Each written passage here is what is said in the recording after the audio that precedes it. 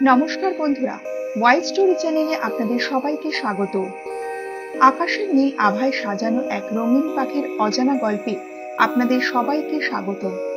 ভারতীয় সংস্কৃতির সৌন্দর্য ও শুভর প্রতীক এই নীলকণ্ঠ পাখি শুধু নয়ন জুড়ানো নয়, প্রকৃতির জন্য এক অমূল্য রক্ষাকর্তা। আজ আমরা শুনব এই নীল জানার অধিকারীর বিস্ময়কর জীবন কাহিনী। চলুন শুরু করা যাক। নীলকণ্ঠ পাখি, যার ইংরেজি নাম ইন্ডিয়ান রোলার, দক্ষিণ এশিয়ার আকাশে নীল রত্ন, গা জুড়ে আকাশে নীল গাঢ়, নীল ও বাদামি পালকের অসাধারণ মিশ্রণ একই করে তুলেছে অনন্য। সূর্যোদয়ের আলোয় এর ডানা ছড়ালে মনে হয় আকাশ নিজেই রং ছড়িয়ে দিয়েছে। নীলকণ্ঠ নামের মধ্যে আছে পৌরাণিক ইঙ্গিত। হিন্দু পুরাণে শিবের নীলকণ্ঠ রূপের প্রতীক। ভারতীয় লোককথায় বিশ্বাস করা হয় বিজয়া দশমীর দিন এই পাখিকে দেখা শুভ লক্ষণ। তাই বহু গ্রামীণ পরিবার এই দিনে নীলকণ্ঠ দর্শনের জন্য আকাশে তাকিয়ে থাকে। ইতিহাস বলছে, প্রাচীন ভারতের রাজপথে এই পাখিকে বার্তা বাহক হিসাবে ব্যবহার করা হতো। তাদের তীক্ষ্ণ দৃষ্টি ও শক্তিশালী উড়ান ছিল এমন কাজের উপযুক্ত। এই রহস্যময়তা আজও মানুষের মনে গভীর আকর্ষণ জন্মায়। নীলকণ্ঠের দৈর্ঘ্য সাধারণত 30 থেকে 34 সেন্টিমিটার। মাথা ও পিঠ হালকা বাদামি, কিন্তু ডানার পালকে গাঢ় ও নীল ও সবুজের সমাহার চোখ ধাঁধিয়ে দেয়। ওড়ার সময় ডানার নীল রং বিদ্যুতের মতো ঝলক দেয়, যা সহজেই দূর থেকে দৃষ্টি কাড়ে। শক্ত ঠোঁট সরীসৃপ ও কীটপতঙ্গ ধরতে অসাধারণ ভূমিকা পালন করে। তাদের চোখের দৃষ্টি অত্যন্ত প্রখর। আকাশে উড়তে উড়তেই মাটির নাড়াচাড়া করা ছোট পোকাও তারা দেখতে পায়। এদের ডাক কর্কশ হলেও দূর পর্যন্ত পৌঁছায়।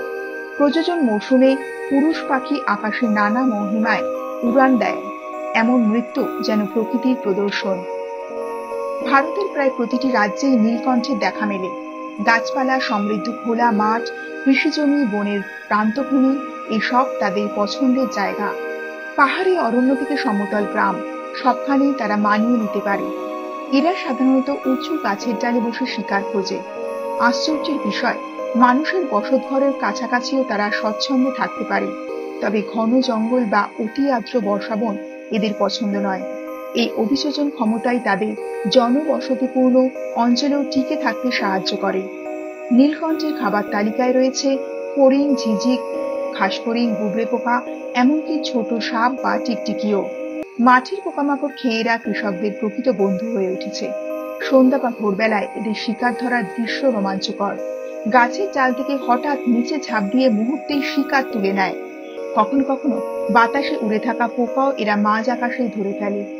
এই দক্ষতার কারণে কৃষিক্ষেত্রে কীটপতঙ্গ নিয়ন্ত্রণে এরা গুরুত্বপূর্ণ ভূমিকা নিয়েছে। প্রজনন মৌসুমে সাধারণত মার্চ এবং জুন মাস।